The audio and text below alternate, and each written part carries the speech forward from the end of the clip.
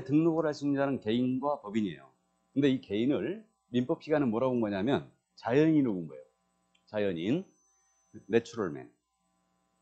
이게 자연인입니다. 그래서 민법은 개인이 폼 잡으려고요. 어려운 용어를 많이 씁니다. 그래가지고 개인을 자연인이라 부른다. 그럼 자연인의 등록 기준인데 개인이 등록을 하기 위해서는 반드시 자격을 먼저 취득해야 됩니다. 그래서 공인중개사 자격을 취득할 것. 이게 첫 번째예요. 자격 취득할 것. 자격증이 없으면 개인은 절대 등록할 수 없죠. 다음, 중개사무소를 확보해야 됩니다. 중개업을 영위하는 장소, 중개사무소를 미리 확보를 해 놓으셔야 돼요. 그러니까 확보 계획으로 들어가는 게 아니에요. 미리 확보를 해 놓는 거예요. 이걸 해놔야 되고요.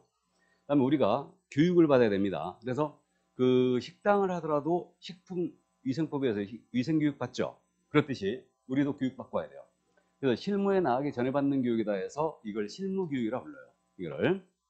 자, 그 다음에 이제 결격에 해당하지 않아야 됩니다. 그래서 이 결격자라는 거 지난주에 잠깐 언급을 했는데 결격이 자격이 안 된다는 뜻이거든요. 그래서 결격자의 대표주자가 바로 미성년이라든가 전과사실이에요.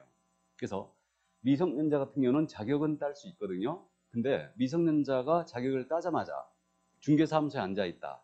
솜털이 보송보송한 자가 이거 신뢰 간다겠어요? 안 간다겠어요? 안 가죠. 사기전과 18범이 나오자마자 앉아있으면 이거 신뢰가 안 가는 거죠. 그러니까 이들은 일정 기한 제한을 해버린 거예요. 이게 결격이다. 그래서 이런 사유에 해당하지 않아야 됩니다. 그래서 개인의 등록 기준은 암기할 필요도 없고요. 그냥 쉽게 이해를 합니다. 다만 이 뒤에 숨어있는 내용을 가볍게 이해를 해두셔야 돼요. 이 뒤에 숨어있는 내용을.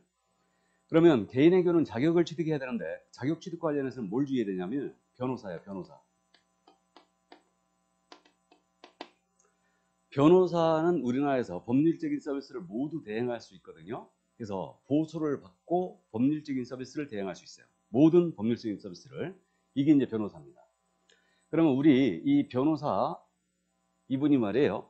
변호사 자격증을 첨부하여 서초동에 지금 법원들 많이 있죠. 서초동에. 그래갖고 서초구청장한테 변호사 자격증 첨부해갖고 등록 신청을 했어요. 이거 실화예요 지금. 이게 공인중개사 자격시험을 봤더니 말이에요. 부동산학 개론을 이해하고는 전부 다 법과목이더라 이거예요. 아, 우리가 변호사인데 변호사 자격증 가지고 중개업을 못하느냐. 그래가지고 변호사 자격증 가지고 중개사무소에 등록을 신청을 했죠. 그러자 서초구청장이 자격증이 없으니까 공사자격증이 없으니까 반려를 했어요. 공사자격증 갖고 와라. 이게. 그러니까 이 변호사가 서초구청장을 상대로 등록을 해달라고 소송을 제기합니다. 행정소송을 제기해요. 이게. 그래갖고 이 소송이 대법원까지 갔어요. 대법원까지. 그래갖고 대법원에서 뭐라고 그러냐면 쓸데없는 소리 하지 말고 공사자격증 갖고 와야 된다. 그리고 변호사가 패소했습니다. 이게. 변호사가 왜 등록을 신청했냐면요. 지금은 이거 안 되는데 변호사 자격을 취득하잖아요. 그러면 세무사 자격증이 있죠. 세무사 자격증을 그냥 줬었어요. 그래가지고 변호사협회에서 한때요. 야, 공사자격증이 무엇이라고? 우리 세무사자격증도 그냥 받는데 공사자격증 그냥 달라 그랬어요. 그냥 달라 그랬습니다. 변호사자격을 취득하면 자동적으로 공사자격증을 취득하는 걸로. 그래가지고 그렇게 때를 썼었죠. 우리 협회에서 택도 없는 소리 하지 말아라 이거. 그래가지고 결국 이제 저지를 시켰습니다. 근데 현재는 지금 변호사자격증 따도 세무사자격증 자동적으로 안 줍니다. 2017년도 이후에는 이제 안 주는 걸로 알고 있는데 세무사협회가 그거 아주 바보였어요. 바보. 국회에서 슬쩍 통과시켜버린 거예요. 그냥. 자동적으로 주는 걸로. 근데 저도 법대를 전공했지만 저희 학교는 세무학과가 있어요. 세무학과가 있는데도 불구하고 교양으로 세법을 들어보지도 못했어요. 교양으로. 사법시험에 세법도 없었고. 그러니까 세무자격증 주는 건 조금 무리가 있죠. 자, 그래서 결론은 변호사일지라도 공인중개사 자격증이 없다면 중개사무소에 등록을 신청할 수 있다 없다? 없다. 그러면요. 우리가 지금 시험에 대비하지 않습니까?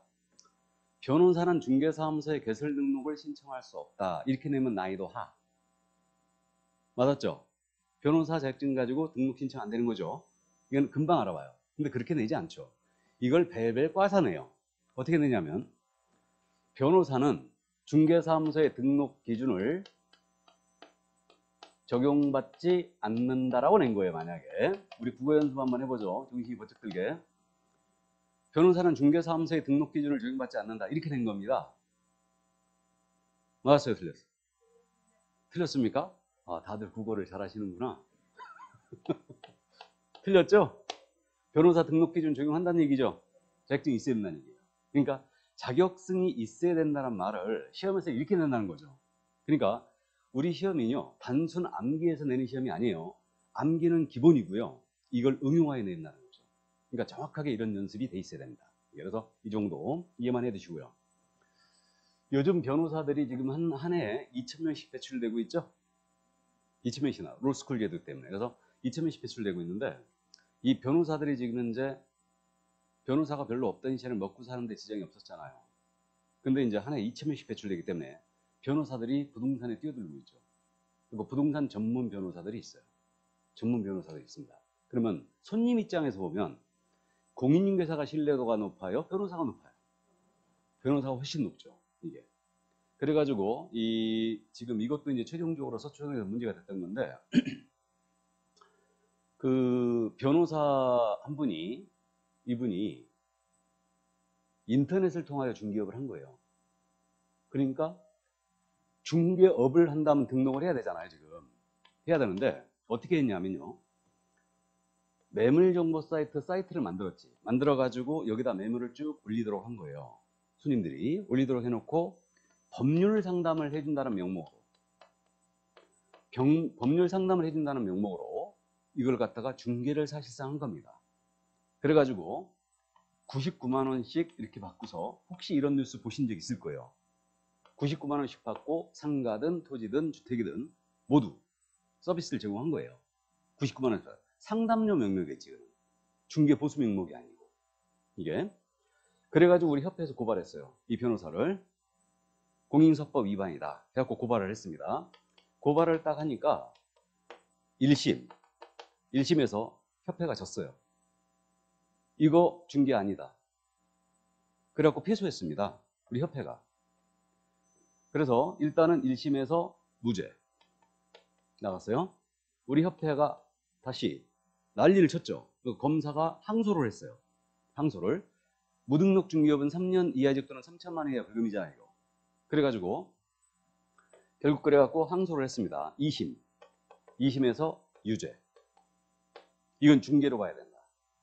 그랬더니 자격증이 없으니까 등록을 안 하고 했으므로 이건 무등록 중개업이다. 그리고 명칭 사칭에도 걸렸다.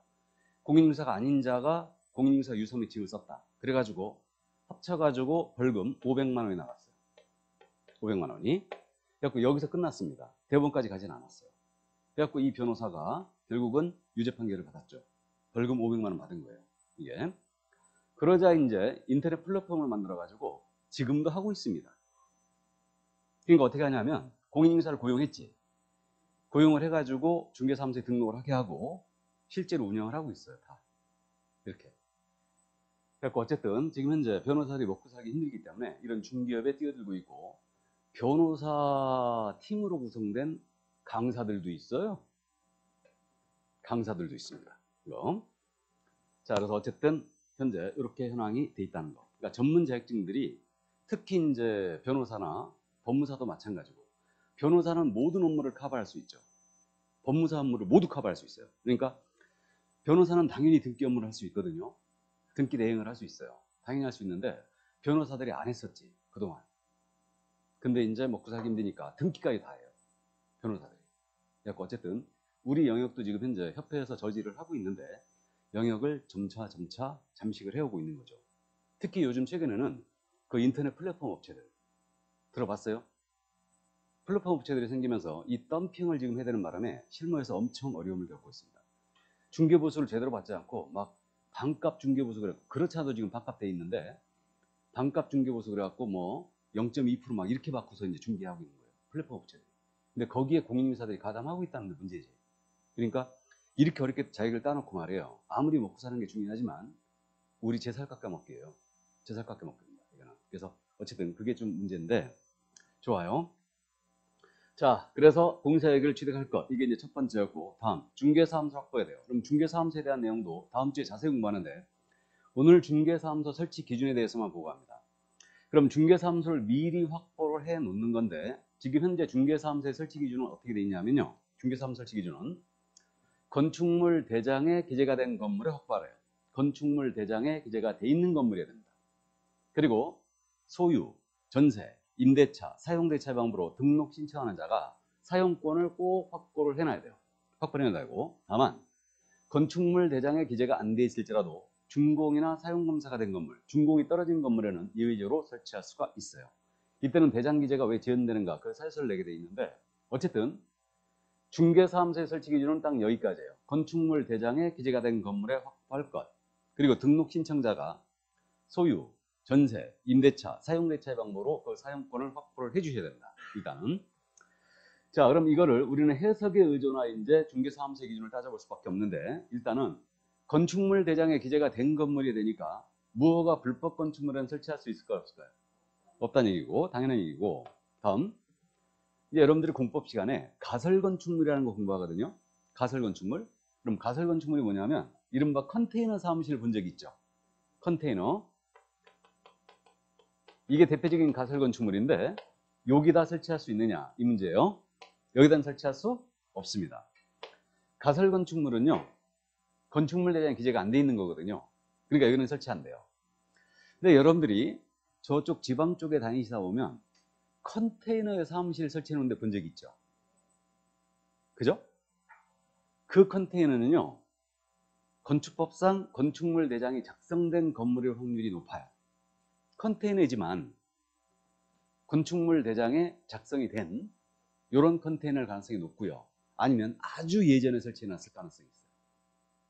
아주 예전에. 그래서 현재 가설 건축물은 설치할 수 없습니다. 일단 여기까지 이해해 주시고, 요 규정을 봤을 때 면적을 제한하는 규정은 있어요, 없어요?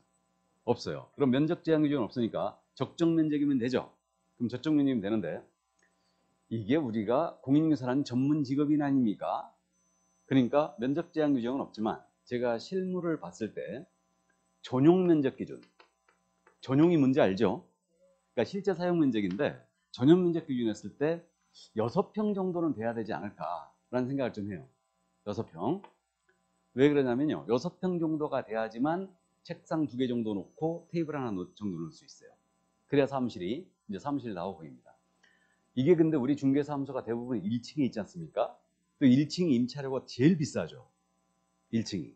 그러니까 결국은 이게 면적을 아주 이제 세가 워낙 비싸니까 그냥 조그만 그런 이제 중개사무소 아주 그냥 그렇게 하는 데도 있는데, 이게 너무 지금 없어 보여요. 맞죠? 손님이 왔는데 막 이러고 다니는 거야, 그냥.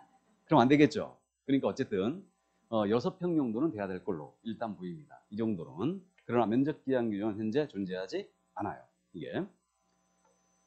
우리 인천도 세가 엄청 비싸졌죠? 송도 같은 경우도 지금 1층이 보통 11평, 10평, 11평 정도. 그러니까 전용 면적 기준이에요. 이용했을 때 세가 400이에요. 세가 400입니다. 기본적으로. 그러니까 세가 이제 워낙 비싸요. 그러니까 결국은 그 1층에 지금 송도 같은 경우도 1층에 400을 세를 낼 수 있는 업종은 술집 아니면 중개사무소, 둘 중에 하나예요. 그러니까 보면 이제 송도도 그 신규 아파트 이제 서고 뭐 단지 내 상가가 생기고 앞에 이제 상가 프라자 상가가 생기고 막 그럴 때 보면 이게 단지 내 상가가 만약에 점포가 10개가 있지 않습니까? 10개가 있으면 9개가 중개사무소예요. 하나는 뭐겠어요? 그렇지, 편의점. 편의점입니다. 편의점. 그러니까 이 세를 버틸 수 있는 거는 중개사무소 아니면은 술집, 편의점 이런 거밖에 없어요. 세탁소 이거 들어가지도 못합니다. 세가 비싸서 당초에 들어가지도 못해요. 그러니까 중개사무소는 이제 1층에 여는 게 맞을 것 같긴 하고, 있잖아요. 어느 정도 손님이 민감하냐면요, 그 송도에도요, 이렇게 이제 계단으로 이렇게 돼가지고 이게 1층 상가인데 이렇게 이제 여기가 도로지 않습니까? 그럼 계단으로 이렇게 올라가는 데가 있어요. 그래갖고 상가가 이렇게 있거든요. 손님이 이거 올라가는 것도 싫어해요. 바로 들어가기를 원해, 바로. 그죠? 또 우리 젊은 사람들은 계단 올라가는데 아무 상관이 없잖아요. 근데 우리 중장년층은 무릎이 벌써 바람 새고 있거든, 지금.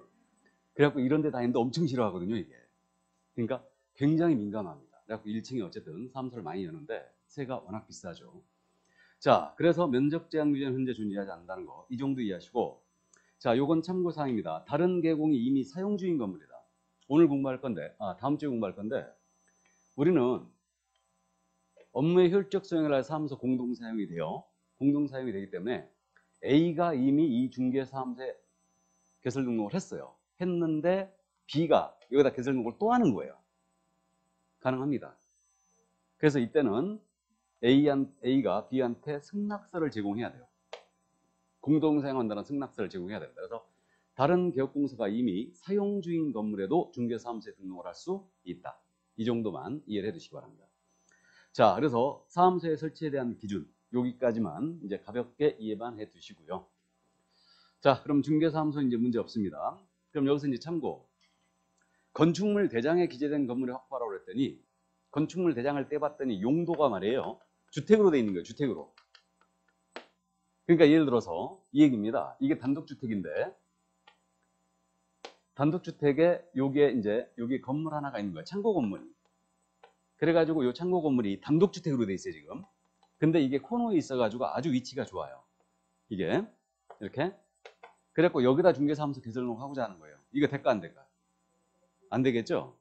여기 그런 내용은 없지만 용도가 사무소로 쓰기에 적합한 용도예요. 만약에 그래서 용도가 주택으로 돼 있잖아요. 주택으로 돼 있으면 용도 변경 절차를 거쳐야 됩니다. 사무소로 쓰기에 적합한 건물로 바꿔줘야 돼요. 용도를. 그래가지고 일단 등록할 수 있어요. 그래갖고 또 누가 와서 물어보시되 아파트 1층에 중개사무소 열어놨던데 그거 어떻게 된 겁니까? 그거 내가 어떻게 알아? 그죠? 근데 지금 절대 안 됩니다. 아파트는 절대 못 열어요. 그러니까 전에 중개법 시절에는요.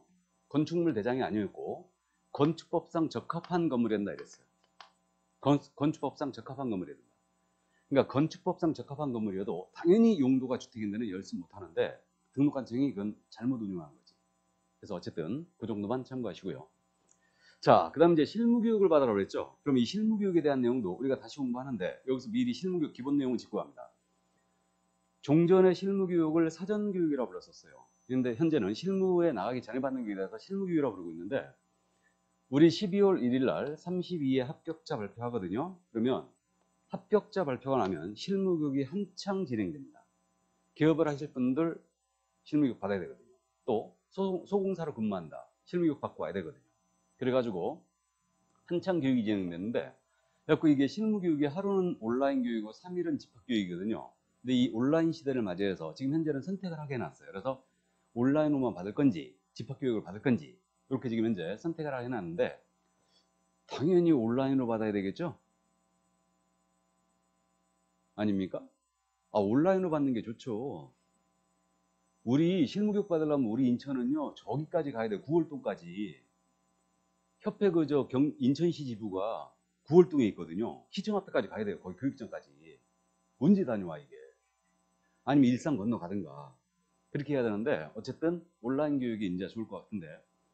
그래서 현재 실무교육은 시도지사의 권한이에요. 그러니까 시도별로 시행됨을 원칙으로 합니다. 시도지사의 권한이고 이자가 직접 하는 건 아니고요. 위탁하여 운영을 하고 있어요. 그럼 위탁을 지금 현재 어디서 받았냐면 우리 공인중개사협회가 있죠. 그러니까 두 협회에서 위탁받아 운영하고 있고 그 다음에 그 대학이나 전문대학이 있거든요. 부동산 관련 학과가 개설된 대학이나 전문대학에서도 위탁 시행이 가능해요. 기타 뭐 법률 쪽에는 공기업이나 준정기업도 가능한데 그건 이제 몰라도 되고요. 그래서 현재 협회에서 위탁받아 운영을 하고 있습니다. 이게.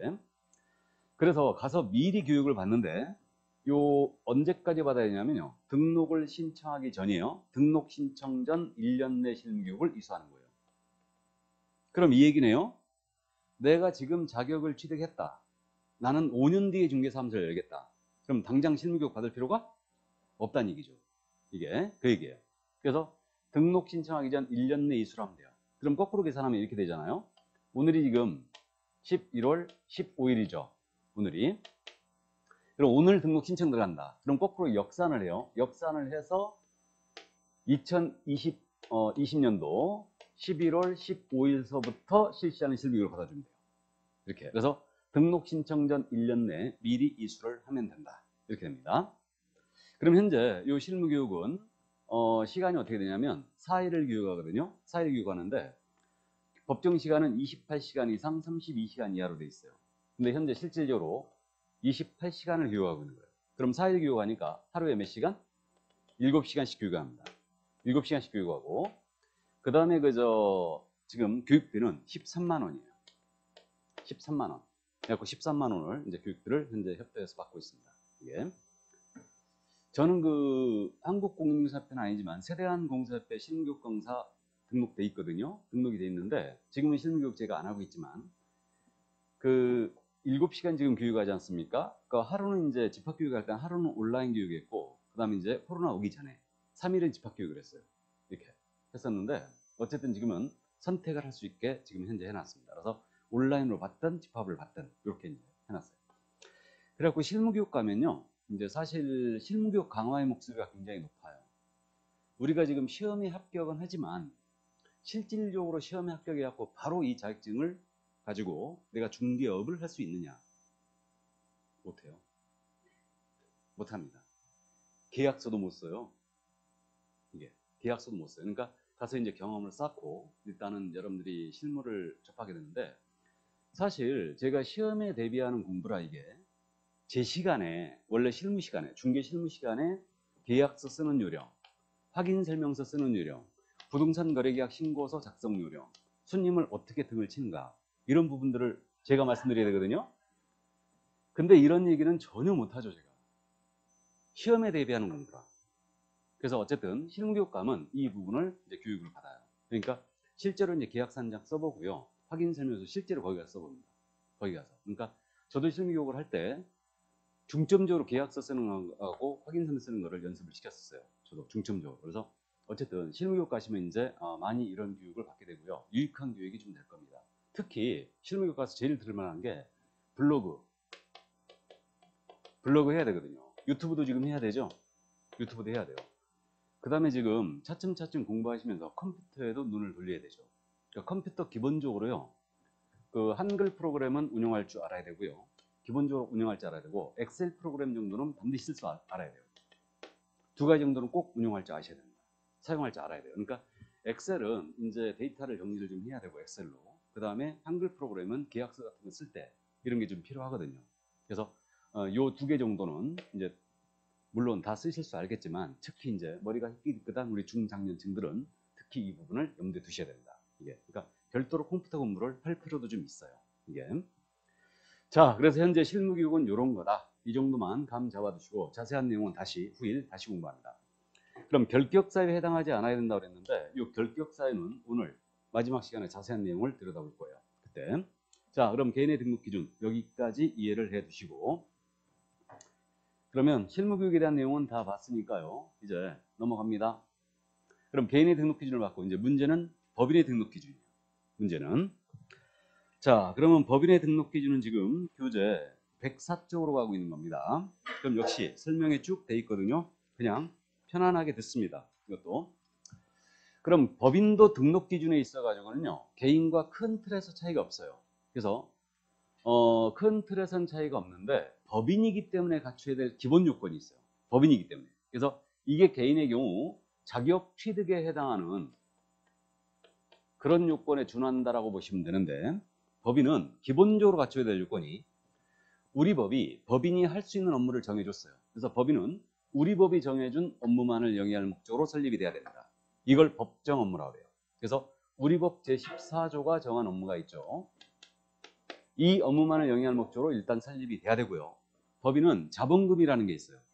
이 자본금은 그냥 쉽게 가자고요. 자본금이라는 게 뭐냐면 법인을 설립하자면 초기 투하자본이 들어가거든요. 그래서 그게 바로 자본금이다. 그렇게 이해하시고 이 자본금이 무조건 5천만 원 이상이 납입이 돼 있어야 됩니다. 이게 납입돼 있어야 되고 조직은 상법상 회사의 형태를 갖추거나 협동조합 기본법에 따른 협동조합이어야 됩니다. 단 사회협동조합은 안 돼요. 그러니까 상법상 회사이거나 협동조합 형태를 갖춰줘야 돼요. 그리고 임원에 대한 요건인데 법인의 대표자는 반드시 공인중개사야 됩니다. 공인중개사야 되고요.